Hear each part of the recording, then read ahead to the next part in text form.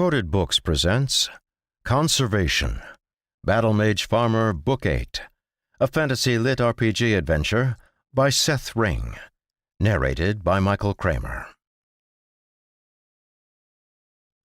Chapter 1.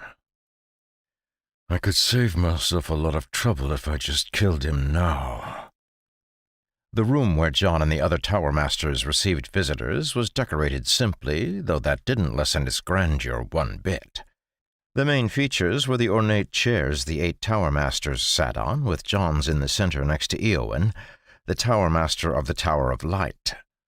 Below the small dais where the 8 chairs stood was a large man in full plate mail that gleamed silver and gold every time he moved. The warrior wearing the plate mail was currently staring at John with considerable intensity, his words still ringing in the air. Eyes narrowing slightly, John leaned forward in his chair, returning the man's intense gaze calmly while his mind worked through what he was seeing and sensing.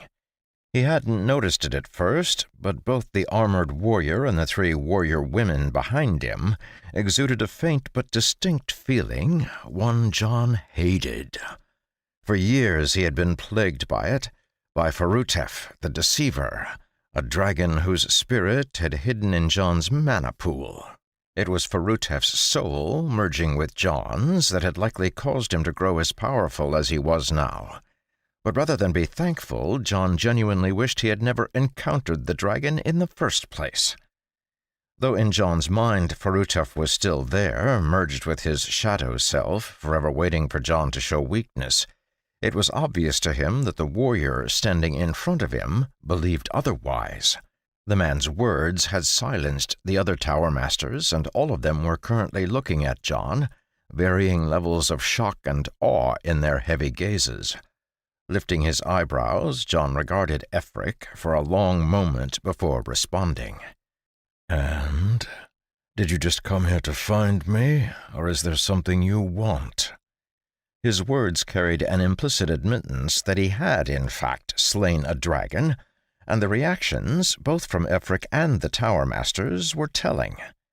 The 7 Tower Masters let out low gasps or drew sharp breaths, while Efric had a more visceral reaction. The hand holding the handle of his sword jerked, nearly drawing the blade. At the last moment he restrained himself, taking a deep breath as he glared up at John. "As I said when I entered, my name is Efric, chosen of Kelmaric the Merciful, sister to Ferutef the Kind." John's eyes went wide, and he held up his hand as he interrupted.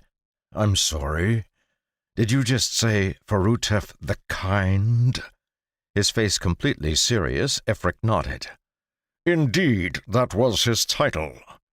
"Okay, well, we must be talking about somebody completely different then, because the only dragon I knew wasn't kind in the least."